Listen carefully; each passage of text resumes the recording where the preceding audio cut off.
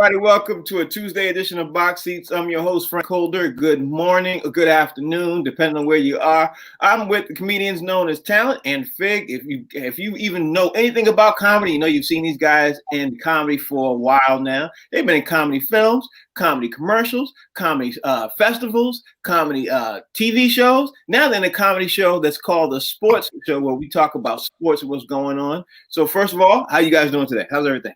Yeah.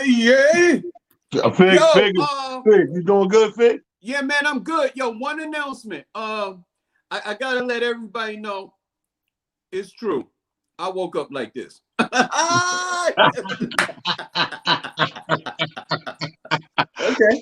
I'm mad you woke up with that shirt on. That shirt? That's the one you put?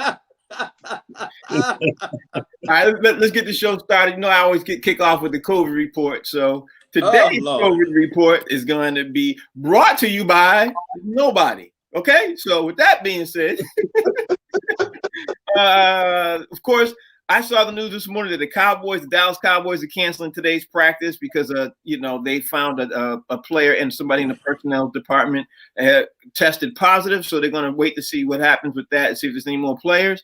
Also, the Buffalo Bills, activating Josh Norman from the COVID list. He's going to play this week. And the Baltimore Ravens, both of their running backs have tested positive this morning, and they're looking to see if they're going to be able to play the next couple of days. Actually, they're supposed to play Thursday, which is interesting because they're supposed to play the Pittsburgh Steelers.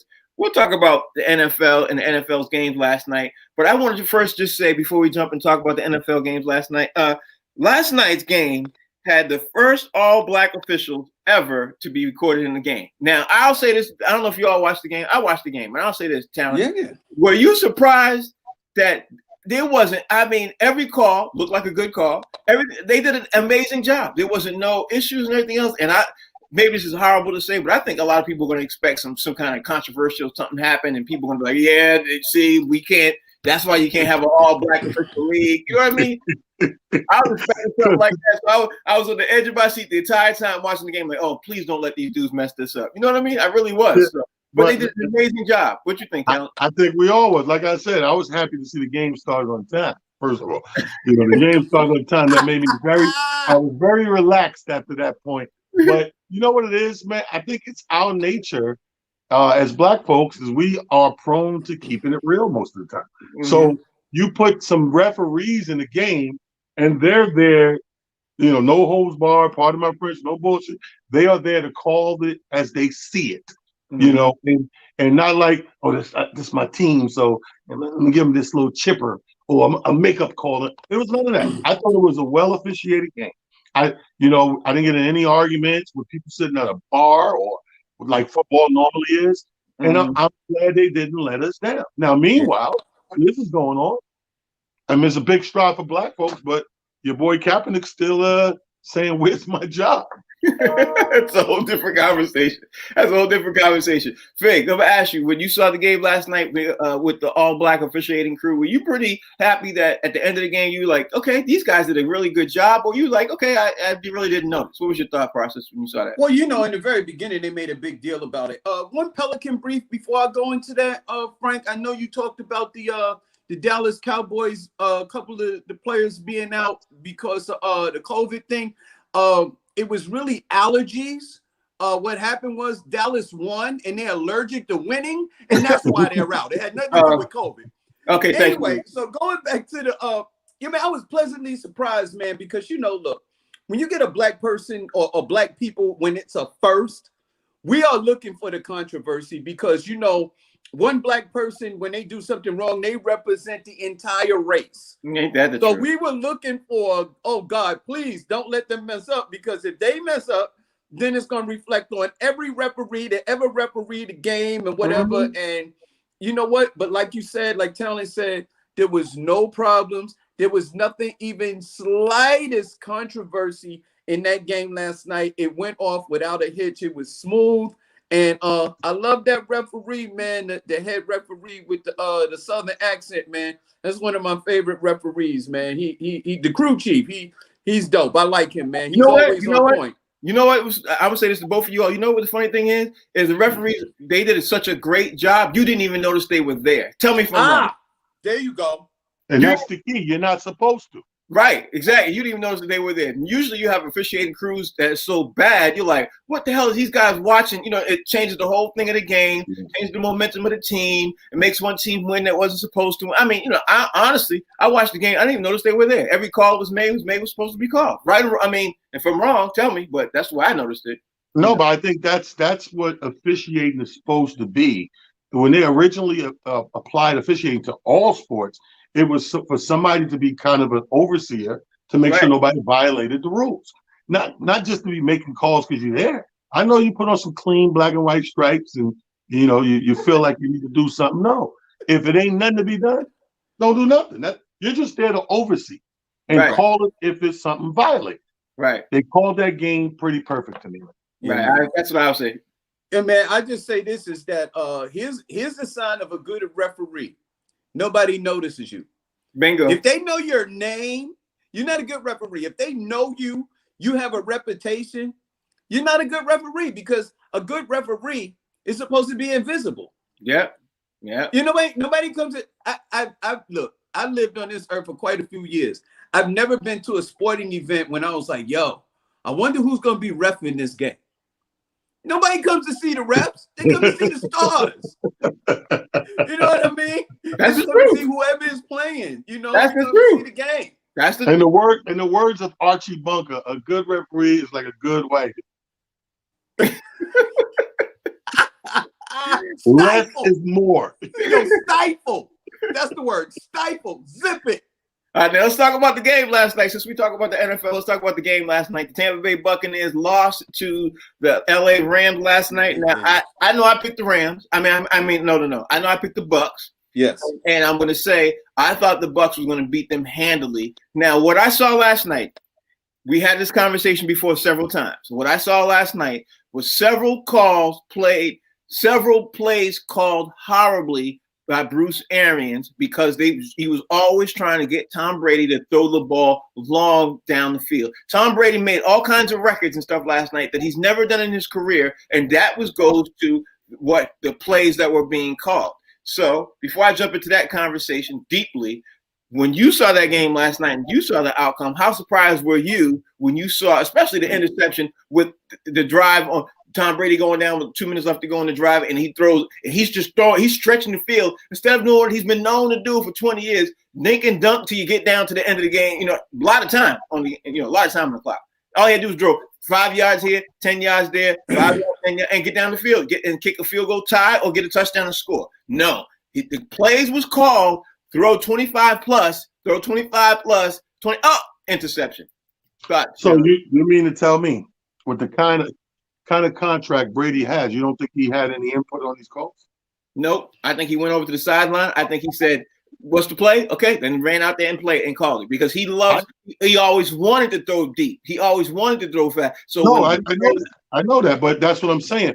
I think he agreed with Arians. Had Tom thought it was, if Tom went against it, Tom would have gone against it. I think Tom agreed with it because he did want to throw that field. Do I think they're the wrong calls in that moment in time?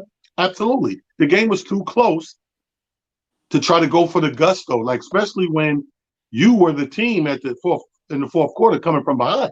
Remember, they were down that 7. They had to score that 7, then go up and force them to get the field goal to even get in that time situation. So now you got a chance to be in a good predicament. Now, if there's any time to play conservative, that was the time. Okay, right, and that's my point. So Tom Brady for years must have been mad at Bill Belichick, right, Fig? But like, I want to throw the ball down, and Bill's like, no, we're going to drive 5 or 10 yards, and get the ball down, and we're going to score. But no, then he decided, okay, let me go with a coach who wants to do that and then see the result. So what you think, Fig? I mean, if I'm wrong, tell me I'm wrong. You know, I always say this. It's always my position is that the coach should never ask a player to do something that they're not good at. Mm-hmm. And it's for years. It's been a reputation of Tom Brady that he doesn't have the arm strength to throw the ball down the field accurately enough for it to be, that's what Tom Brady is good. That's an Aaron Rodgers type move. You know what I mean? Aaron Rodgers has the arm strength to be able to do that. That's not what Tom Brady is good at. And the problem is that what I think is I think coaches don't really go for that is because the longer you on the field and the longer you have to play, the bigger the chance of you making a mistake. But here's the thing. When you have Belichick and Tom Brady playing together, they really play mistake-free football. You know what I mean? So that's what Tom Brady is good at. You asking a 43-year-old quarterback to throw the ball down the field, and he wasn't even good at it when he was 35. Horrible decision, man. And I don't know if he had anything to do with it or not, but I got to put some of that on Bruce Arians, man, because I would have never asked him to do that. Okay, now so it sounds like you're agreeing with me. So let me say this to you, Talent. Now let's go bring back to that conversation. We were saying coach or player.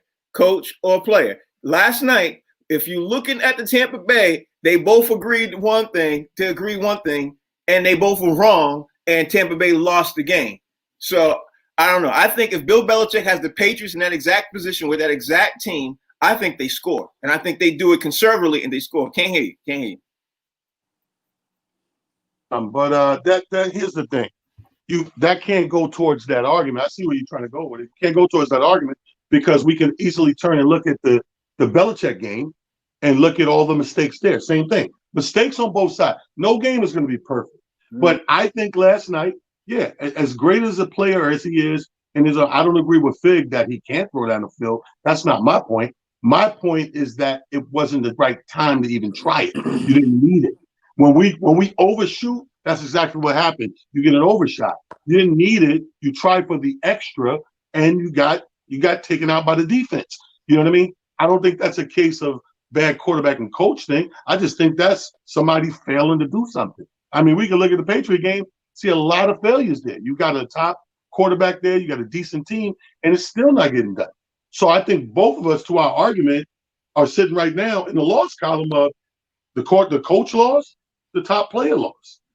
Okay, I could agree with some of what you said, but I wholeheartedly disagree with a lot of the stuff because in the Patriots game, it was about execution. The execution was horrible, and of course, the guys didn't block right. Cam was off target. It was different. Now, if you had a quarterback who was throwing accurately, it would have been a different result in the game. But same thing here.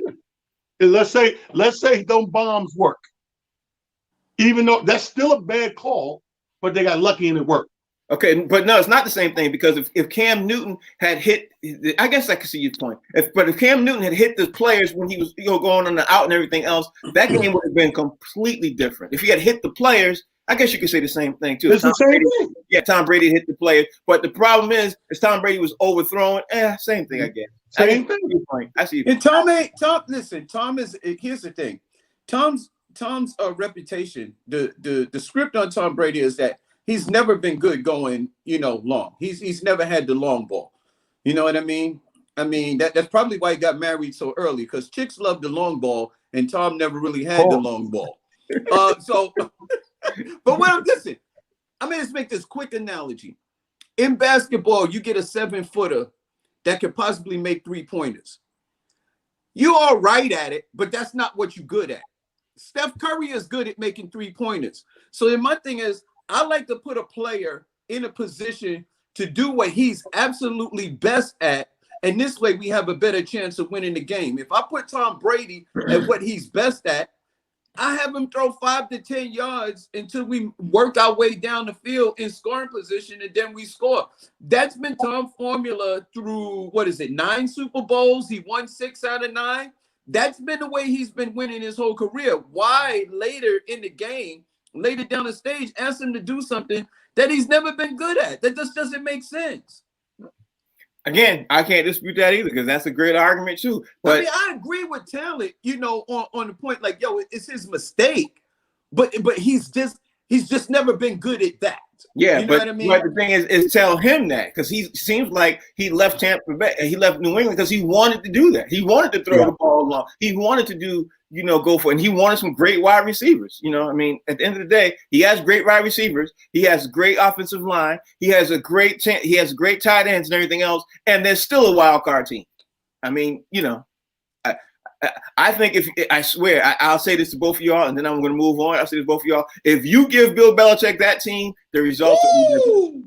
I don't care if nobody. You give Bill Belichick that entire roster, the results will be different. They will not be 7-4. This wouldn't be it. It just wouldn't be it. I doubt it. I doubt it. But you know, that's coulda, woulda, shoulda. Because I'm giving Cam Newton to Belichick, and where are we? Yeah, but Cam Newton has no wide receivers, no tight end. No wide receivers. You see Tampa Bay's roster? Tampa Bay they got Shady McCoy. They got what's the other running back? They got the one who came from the Jets. Not Antonio Brown. He just came from the Jets. Bell. They got Le'Veon Bell. Bell. They got Le'Veon Bell. They got Shady McCoy. They got a lot of guys on that. They got Clyde Douglas-Hilaire. No, never mind. They even have my favorite tight end in the entire game. I mean, Gronk? Yeah, they got Mike Evans as a wide receiver. The Patriots have never had an entire roster, offensive line, and offensive players like that for wide receivers and running backs. They've never had a compliment. Never had. When they came close, they ran 16 games straight and they lost in the Super Bowl when they came close. But anyway, let's talk about my man Joe Burrow. Now I'm going to ask you this. People have been talking about on sports talk radio, not on ESPN, but on sports talk radio, saying that the coach should have taken Joe Burrow out the game, and the coach is at fault, especially in the hometown of where Joe Burrow played. They've been ripping the coach. They've been ripping the team. They've been ripping management, saying, why was he playing? Why was he playing? Now, you could literally say he's supposed to play. That's what he's getting paid to do. I mean, he's a quarterback, and that could have happened. That injury could have happened anytime, anywhere. I'm going to ask you, do you agree or disagree with all these, guys who are saying that they should have taken him out the game, or should he have played? I mean, even though he does have an ACL and an MCL tear. Like he's really bad. He's about to be out 12, 13 months. But what's your thought process? I hate that the hindsight judgment. People always got 20/20 vision and hindsight. It's like if that game would have finished and there was no injuries, nobody would be saying nothing. Right. The fact that you do have a fluke thing happen and somebody does get injured, now it's like, oh, you shouldn't even have been playing. They do it all the time. You're up 25 to zip, fourth quarter, and who knows? The coach could be like, you know what? We'll play this last play and then we're going to get them out of there. And it happens on that play. Right. You know what I'm saying? So that's how much mercy plays a factor in the role into these things. I don't agree with that. I think it's a sport of injuries or not, and it's the luck of the draw when you get them and you don't get them. Everything is just coulda, woulda, shoulda. So, I mean, I wouldn't be beating these people up in the head. Oh, you shouldn't have did this. It happens. It's football. It's a physical sport. People bump their head on the way out of the damn locker room sometimes. You got to sit out a game or a half. So, I mean, things happen. Now, I'm not on that bandwagon. I'm with you on that one, Fig. What you think? 100%. Talent, you must have been a carpenter when you was in high school, baby, because you hit the nail on the head. That's what I can. Yo, man, I'm telling you, that's ridiculous. Joe Burrow is a football player, and football players, they finish the game, and I don't care what position you play, at what time in the game, whether it's the first quarter or the last quarter, it's a physical game, a collision game, and anybody can get hurt at any time. And sometimes it's a freak accident. It's unfortunate that Joe Burrow got such a severe injury. The problem was if you wanted to protect the quarterback, then maybe you should have got him an offensive line, because he had the same offensive line ever since the season started. So if you wanted to protect him and you didn't want him to get hurt, how about getting some guys, you know what I mean, on that front line to protect him? Yeah, he run around like a chicken with his head cut off. But anyway, yes, sir. Let's talk about the NBA now, and we got to talk about some things that happened. Some of the stuff we missed, we didn't talk about because there's so much stuff happened since Friday. I mean, Lord, a lot of stuff happened. We didn't even get to talk about Drew Holiday. We didn't talk about the Boogie Cousins. But let me start talking to you about the Boogie Cousins town. Boogie signed a contract, 1-year contract, I mean, they're paying him so little for the Houston Rockets that they almost got reported to somebody. I don't know who, but they almost like, listen, we're going to pay you the least amount what we can pay you. We want to make sure that you don't get hurt before we play you. Now, it's a good pickup for Houston Rockets, right? I mean, it's a good pickup if he's able to be healthy. But he joins the Houston Rockets. I think it's a great move for him. But I think that signing a 1-year deal is probably best for him because he's going to try to get that $35 million contract that was sitting up there. You know what I mean? Because we all know he's getting $35 million. Now he's getting what, $890,000 a year, $900,000. It's horrible. Boogie needs to sign 1-game contracts. let me see you do something for 1 game, because we don't watch this happen play out in Golden State. We watch it play out in the Lakers. This is like the Boogie movie. Like, this is Boogie 3 coming up. Boogie 3. You heard of Boogie Nights? This is Boogie Nights 3. And I don't care how low he signed, he's not getting $35 million. Boogie gonna have to survive a season to get some money. That's the challenge. I don't know if he can survive a season, Frank. I can't disagree with you. You know, the sad thing is, Fig, is he never really got that big, huge contract that he was waiting for, and it's almost a travesty. Is that the word of the day? It's almost a travesty. It's a travesty. Travesty. That he never got that big, huge contract. Like, he got paid, but he didn't get paid like he should have got paid. But anyway, big deal for Houston, right, Fig? Yeah, man, it is. And let me tell you this. It goes both ways. If he would have signed a major deal, whatever team he signed with would be on the hook for millions of dollars with an injured player. Mm-hmm. You know what I mean? The unfortunate part for him is that he got injured before he was able to sign a big contract. You know what I mean? A lot of times the player signs the big contract, then get injured, like a John Wall. Mm-hmm. I mean, John Wall got more, he signed for more money than some of the owners make, and he's been out for the last 2 years. Mm-hmm. So I mean, it's awful for any team to sign a player and then a major player like that, pay him millions and millions of dollars, and then he's out for the whole season. Here's the thing: if he can come back healthy, Boogie Cousins is probably one of the top 2 to 3 centers in the NBA right now, and he plays the center position. Like, he's a problem in the paint. Had you had a healthy Boogie Cousins on say like the Clippers or even Miami, the Lakers wouldn't have been able to do anything with him. Like, nothing. All 3 of those guys, JaVale McGee, Dwight Howard, and AD could have been out there trying to hold Boogie Cousins. He couldn't do nothing with him. He's too big, too strong, and he got too many skills.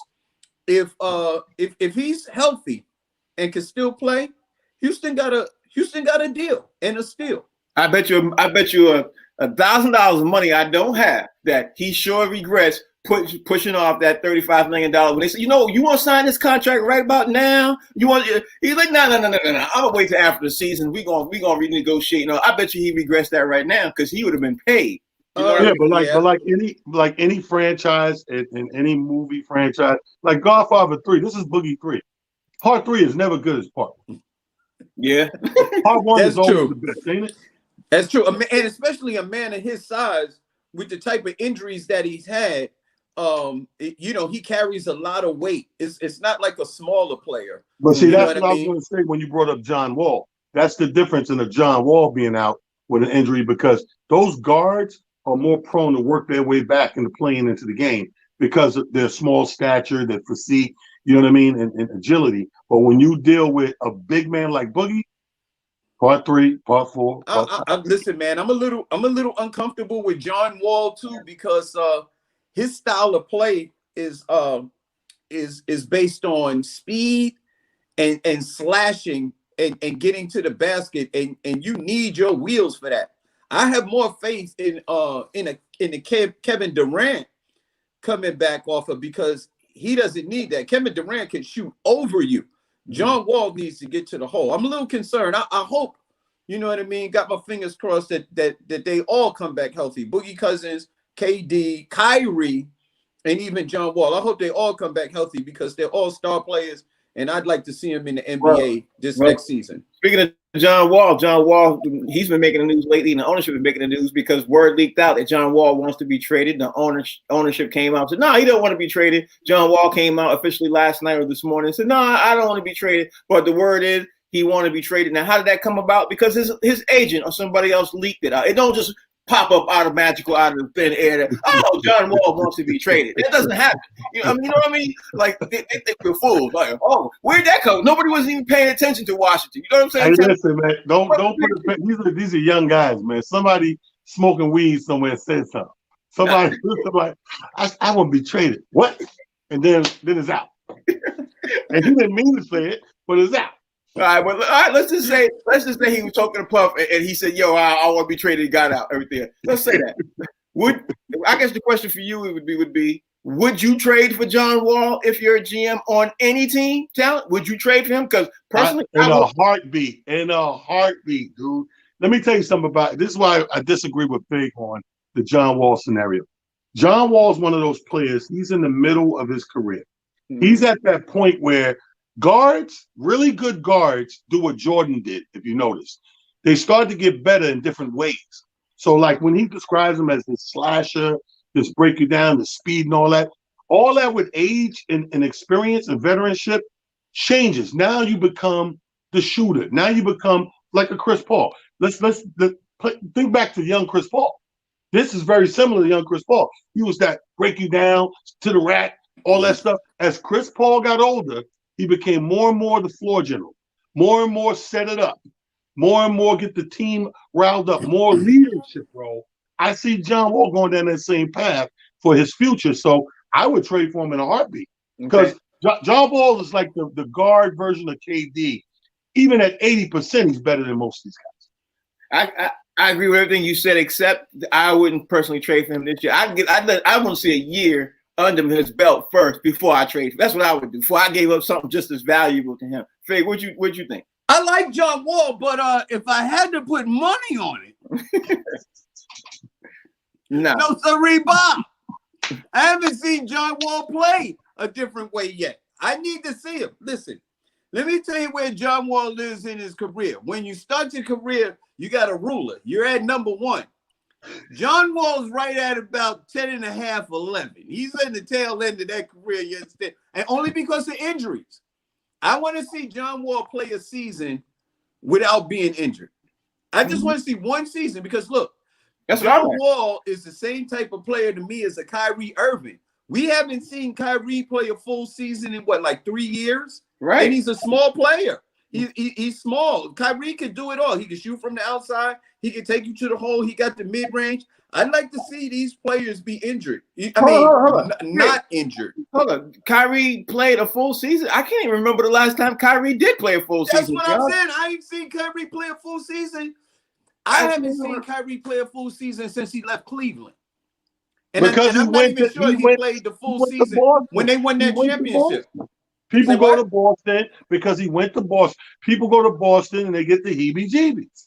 Now, before Boston, we was looking at a great Kyrie. He went to Boston. He caught the heebie-jeebies.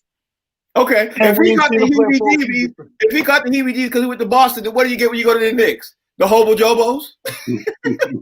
No. When you go to the Knicks, you get that bag. That's what you get when you go to the Knicks. You get that bag.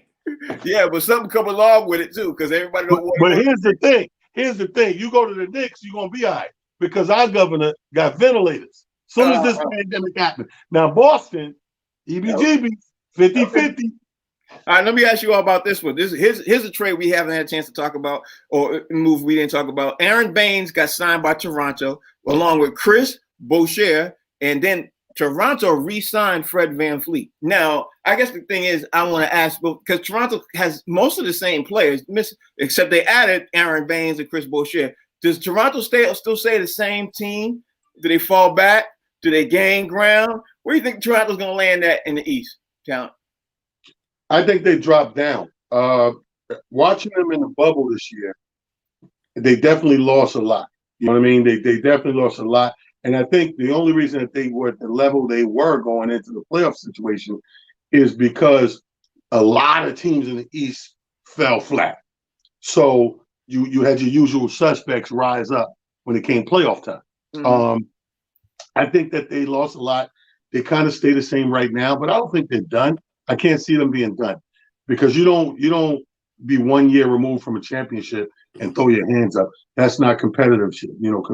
Competition has you up here and your mental capacity at all time. So that GM's going to make a couple more moves. I think he will make some more moves too, Fig. But I think the loss of Serge Ibaka is going to be bigger than what everybody else is playing. Because Serge Ibaka was a huge piece of their moving offense. You know what I mean? Like he would come out and bring players to come out to shoot and pop. And I think they also lost Gasol too. I forgot to even mention that part too. But anyway, Fig, what do you think about Toronto? Do you think that they took a huge step backwards, stayed the same, or move forward? Definitely take a step backwards. As a matter of fact, your question was where are they going to land? Yeah, I think it's going to be somewhere in Florida because they're not even playing at home this year.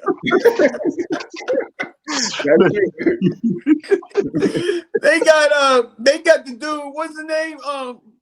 From the Water Boy, Bobby Boucher. I think that's his name, Bobby Boucher, the Water Boy. That's what he gonna be doing this year. And Baines, I like Baines, man. But he's nothing like a Gasol, or Baines can't replace Gasol or Serge Ibaka. I mean, I like Baines. You know what I mean? He's big, he's strong, he gets rebounds, he plays defense and stuff like that. But he can't shoot like Serge, and he can't shoot like Gasol. He ain't got those. He's not that caliber of player. So I think they definitely, took a step back. Okay, they lost Kawhi, they lost Marc Gasol. They lost Serge Ibaka. Those are major pieces to your championship run, man. I agree with that. I agree with all that. And the last question I want to ask you all before I bring in Rodney Perry is Paul Millsap is staying with Denver, and even though he could still be traded, he re-signed an agreement to stay with Denver. Now, I love Paul Millsap. I think he was an integral piece and playing and getting them to where they got to go, that far in the playoffs. I love him. I wouldn't be surprised when they signed him, if they still traded him. But Talon, do you think that he should stay with Denver? Do you think you'd like to see him get moved? Or what's your thought process about Paul Millsap? I wouldn't go anywhere. I mean, Denver, I said it yesterday, man. Denver is that sleeper team. We watched them play and break everybody's back through the playoffs and prove everybody wrong again and again and again. Why would you? It ain't broke, don't fix it. Well, I wouldn't mess with that too much right there. I think they have enough, because everything I say going into it, the bubble, had to be all about confidence. Your confidence now has to be elevated to its height. So all those guys got to do is continue to play together. Don't break that team up at all. Don't touch it. I agree with that because chemistry is underrated, right, Fig? Yes, sir. Yes, sir. People think you can throw a team together of a bunch of names and just make it happen, man. A lot of times it just doesn't. And I don't care who you get on a team. The first year, it probably is not going to happen. I mean, you do all right through the regular season, but when you get to that war of the playoffs and the finals, man, you need to know what everybody likes and where they like it on the court. You know what I mean? So you have that chemistry. You know what I mean? And that camaraderie, man. And that's what makes a lot of teams win. That's what made Golden State win. You know what I mean? That's what got Toronto to where they wanted to be. They only added one player. Chemistry is really important. I like Millsap, man. You know what I mean? Those guys play. And here's the one thing that's undervalued is battle tested. Even though they didn't win the championship, they went through a lot of wars and a lot of battles, and they battle tested and they went through it together. So now you know what everybody is going to do when the heat is turned up. That's valuable. That's going to be valuable during the regular season, and it's going to be valuable into the playoffs. With one caveat, just provided that nobody gets a major injury. I can't disagree. Rodney! I cannot disagree with you with your words. Now it's time for Rodney Perry's segment called I Disagree. Rodney, how you doing? Good afternoon, gentlemen. What's up?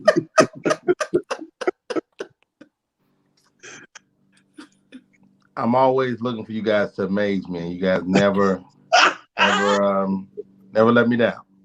So let's get to it. Somebody said that Brady just can't throw.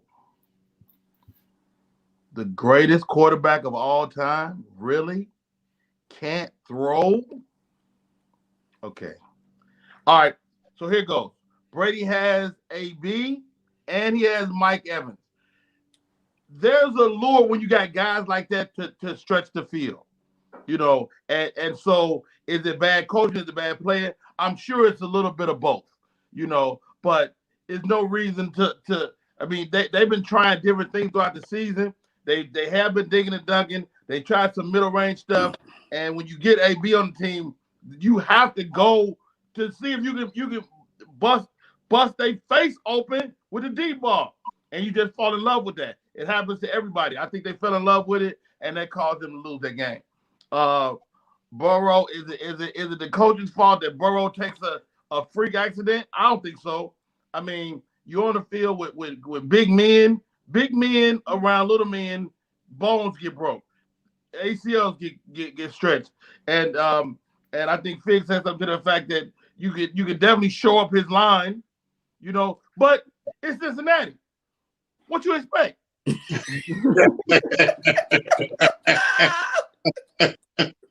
I mean, you playing in Cincinnati, you got to know I'm going down at some point because it's Cincinnati. Mm-hmm. I'm wearing an orange jersey. I represent a Bengal Tiger, and ain't nobody scared of the Bengal Tiger. But anyway, let's do this because y'all brought up the great Boogie Cousins.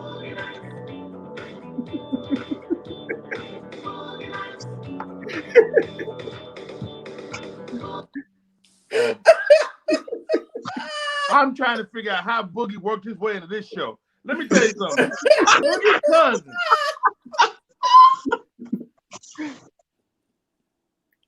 is done dancing. Okay. Matter of fact, he should change his name to Booger Night. Because he's like dust that collecting your nose. Booger Night. Booger.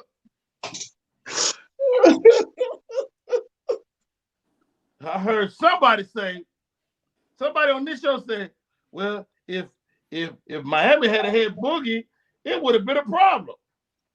A healthy Boogie. Well, stop right there. We ain't had a healthy Boogie in 13 seasons. You know what Boogie's good at? Producing comedy shows. He had my friend Red Grant out there, and he produced the Boogie Cousins comedy show. Do that. Boogie is done. And then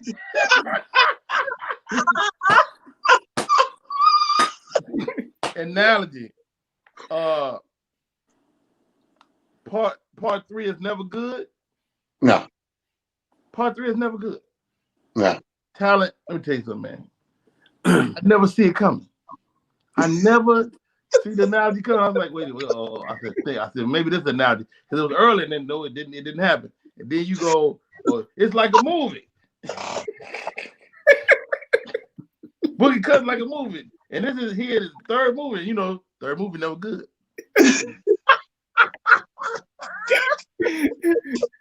We discussed the injuries. Boogie, KD, Wall, Kyrie. Let's look at it. Okay, first of all, Wall and Chris Paul is no comparison because Wall is 3 inches taller than the guy.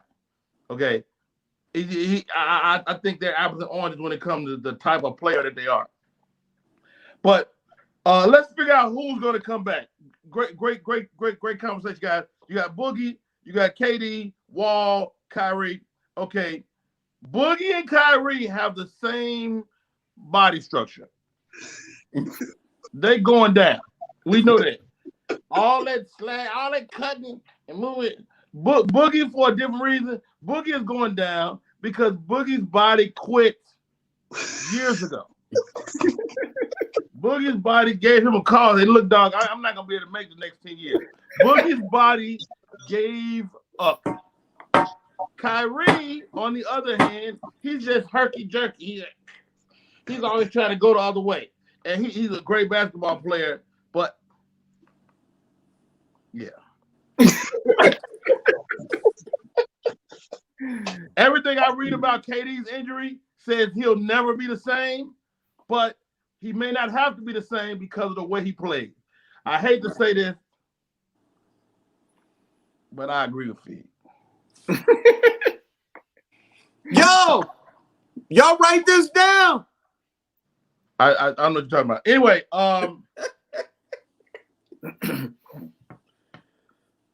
Boston giving people the heebie-jeebies. I knew it was coming. Boston giving people the heebie-jeebies. You know what? I never thought about that. But It's not true. hold on, Frank. I know how it feels. But maybe that little funny-looking leprechaun is bad luck. But nothing was better than Frank's retort. What about the Knicks giving people the hobo jobo?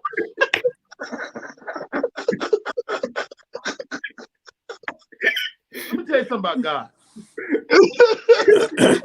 When God say go over here, then you go over there. You understand? God took and said, okay, what you're not gonna do is talk about my team. And he essentially caused Frank to create another word. You hit me with the heebie-jeebies. I'm hitting you with the hobo jobo. Yo. Best I can come up with. No. If you take it back, it was amazing. Yeah, that's best I can come up with. The hobo jobo. Now you said that right there. What's a hobo jobo? What's a hobo jobo? I'm gonna tell you what a hobo jobo is. Let me tie it all together. A hobo jobo is the Toronto Raptors. Oh God. Hobo jobos. Damn. Toronto is done. Okay? I don't care if Van Fleet, whatever his name is. I don't even know how to say. They are done. They are done like a kid eating liver on their dinner plate. They done. They done like a dude getting caught cheating. But baby, they done. Oh man, I can't. They are done like the box seats at 154. They done. I think I got one more note. Somebody brought up Millsap. All the players in the NBA, and we want to bring up Millsap, but should Millsap go? Who gives a? He's a hobo jobo. Millsap is a hobo jobo. He needs to go somewhere else. Oh God. Oh man. Yeah. Wherever Millsap goes, guess what he's gonna be? Just okay. Oh God. Damn. Just okay. He's not gonna be. He gonna have some great moments, but he's not gonna be great. Yo. He's not gonna be horrible. He's gonna be a what? A hobo jobo. I'd like to take this moment to apologize to Frank because I'm a grown ass man. I've never used the word heebie-jeebie in my life. You caused it. You did it, talent. You bring up the heebie-jeebies and you get yourself. I see a heebie-jeebie and I raise you a hobo jobo. Only on box seats, yo. Only on box seats. My job is just to listen. I heard it and I was like, that was amazing. that was so, and it came out so effortlessly. It was like, oh my God. I was like, wait a minute, did he just say hobo jobo? Oh shit. Oh God. Oh. It was so amazing, Frank. Oh I don't my think God. people even give you credit for being a funny person in the show. Hobo, you know what, Frank? I'll play you something.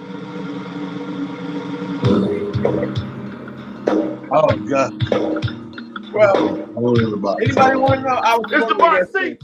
He been giving the hobo jobo. I was funnier yesterday. For the record, I was funnier yesterday. Oh my God. Oh, I missed it. I'm sorry, guys. I'm sorry I missed yesterday. I'm planning this. My daughter's getting married. They got me planning this wedding. I'm up all times of the night. I couldn't do it. I believe you. I understand. But now, can I change the subject? I want to throw this out there to y'all because we've been talking about professional sports and everything else. There's one thing we did not talk about, and I'm gonna start with you, Talent, because this is some of the dumbest things I've ever heard. The college football the college football, college basketball as a whole, they get ready to stop playing ball.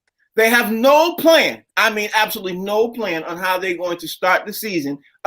Being obviously with coronavirus being running rampant, they have no plan.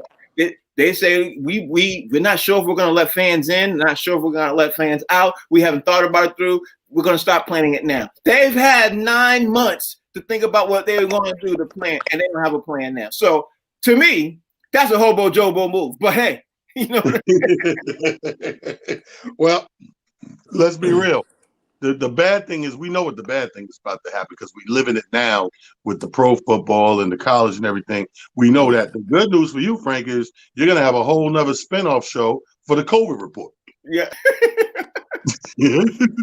Every week. Because, you know, college, see, one thing about the pros, you can multiply college conferences and I don't know, by the 20, you know, it's 20 times as many teams is playing, many games going on. So you think you're doing a COVID report daily now? Oh, you're going to need another show? Right. You're going to need another show. Right. Oh, I just was saying, hey, you know what? Everybody got COVID in college basketball, so that's the COVID report.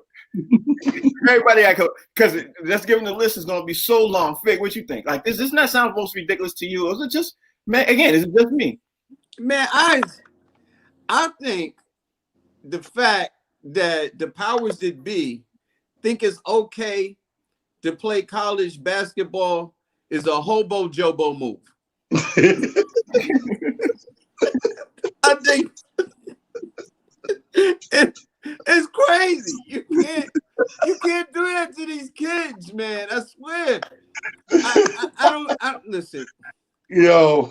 When are we gonna get to the point where people are more in this country, where people are more important than the money? When we gonna get to the point? Like again, we said this when we first started this show. We first came out with the COVID report. We said, look, we understand we're professionals. They're grown men. They're getting paid millions of dollars. Football, basketball, baseball, whatever. They're getting paid millions of dollars. But when we're talking about college game, we're talking about kids, and they're not getting paid. They're not getting compensated. Their whole future and life is in front of them. And why jeopardize them so other people can make money, man? It doesn't make sense. It's not right, man. I want to know, where's the parents? You know what I mean? In this whole thing. Yeah, it's crazy. Friday Perry, the NCAA has no plan about college basketball, and you make fun of us when we do something, you know, or whether you disagree. I can only imagine the material you're going to have when you sit there and say, okay, the NCAA is getting ready to start college basketball, and there's no plan, and you're going to put 15, 20, 30,000 students in an arena? I mean, really? What's your thought? Was that you doing me? No. And then he asked me that dead serious. He's like, it was very hobo jobo, Frank. But look, I wasn't me doing you at all. I'm just doing that overall. Like, that's the most ridiculous thing I've ever heard. It wasn't even whether I agree or disagree. It was stupid. It's stupid. That's all. But anyway, no. But here goes. It's a lot. It's the same thing when you say again. There you go. Yeah, I got a call. His Wi-Fi was acting up. Talent. His Wi-Fi. No, it was a call. I got a call.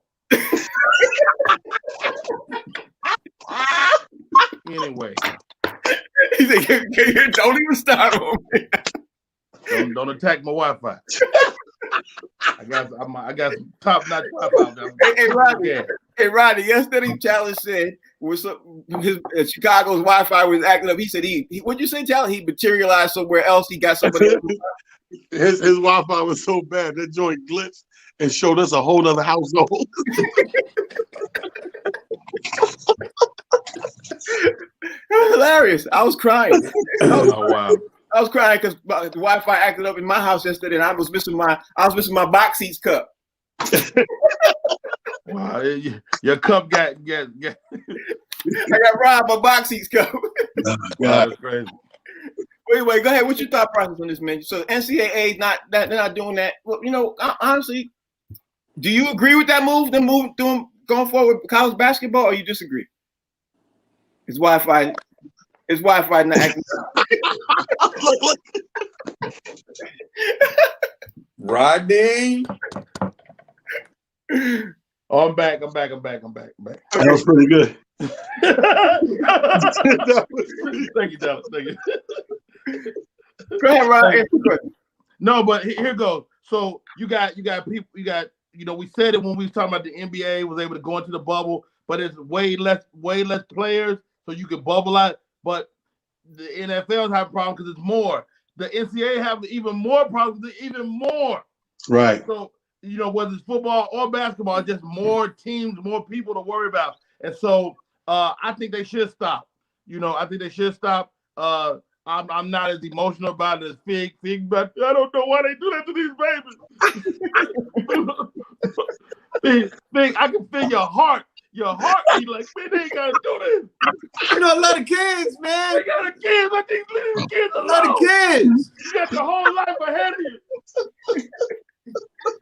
I'm feeling bad. I'm like, Fig really going through it. Oh, God. Let me ask you the last question. They should stop, and they probably will stop. One, the money is so spread out too, so it's probably easier to focus. But you said where the parents are. You got to also say you look at the parents that got kids that potentially can go to the league, and it's harder for them to evaluate a kid with no tape on them. Last question for the show. I'll give you all 60 seconds apiece. Boxing. We got to talk about almost done like Millsap. Yeah, we got boxing. We got to talk about Mike Tyson.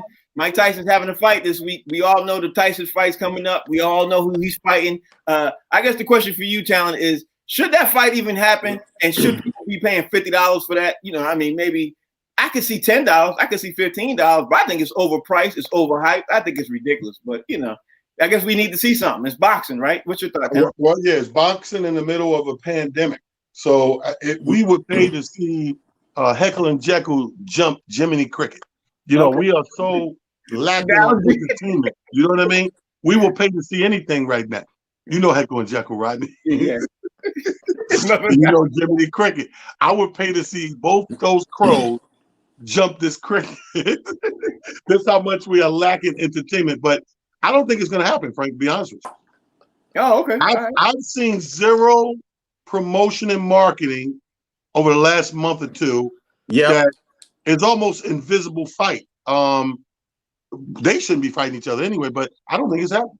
Maybe they didn't get no pre-orders. I don't know. What you think, Fig? Roy Jones, he went ghost on him? Or what you think? I want to see Foghorn Leghorn and Huckleberry Hound fight Heckle and Jekyll.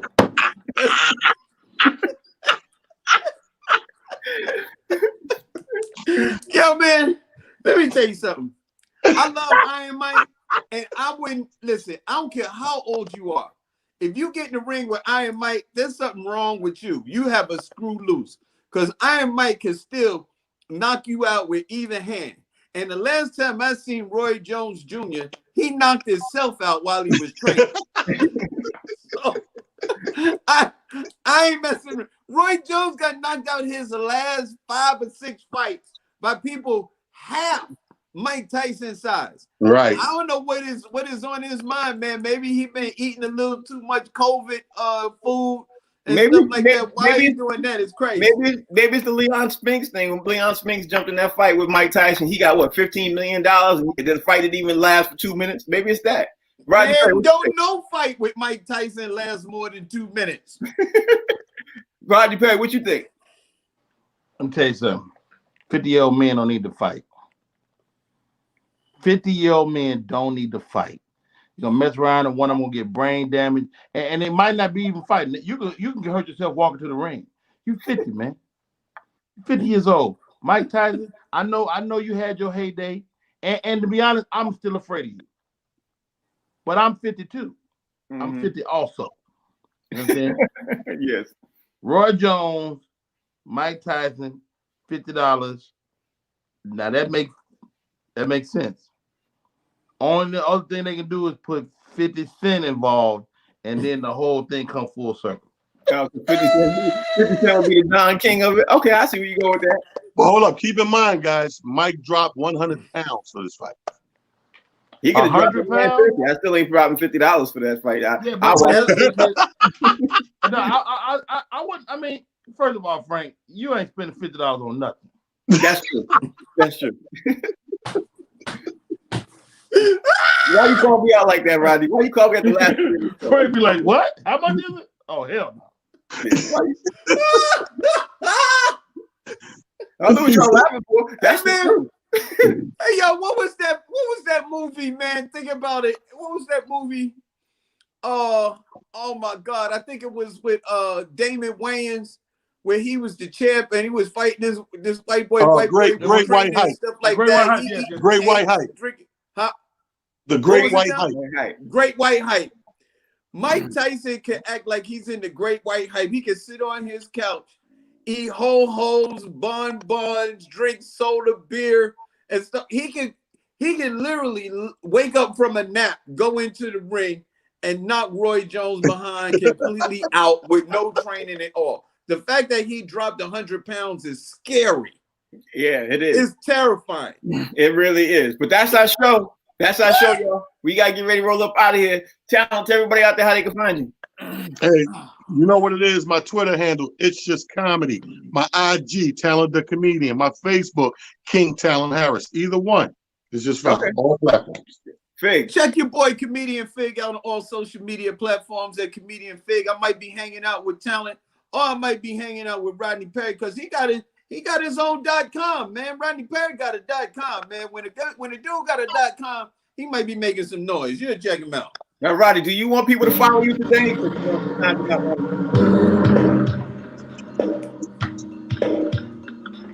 you can check out your boy Rodney Perry. The website, RodneyPerry.com. All social media, Rodney Perry Live. Check it out. I'm Frank Holder. This is the show called The Box Seats. That's Talent. That's Fig. That's Rodney. You can check us out every Monday through Friday. Tomorrow's show is going to be our last show for the week. We're going to make sure we hit you off the head with the top dogs. We got to do our picks. We got a big show laying up tomorrow. We might even have a guest, so you ain't going to want to miss that. We're on every day, Monday through Friday, 1 to 2 o'clock. We're on the channel called The Humor Mill. Please tell your friend to tell a friend. Check out the channel, download the app, even call your cable service provider to check us out too. Tell them, hey, add us. Hey, look at the Humor Mill on that. We need to see our Humor Mill. There it is. We'll see y'all. It's The Box Seats. We'll see y'all tomorrow, 1 o'clock. Take it easy.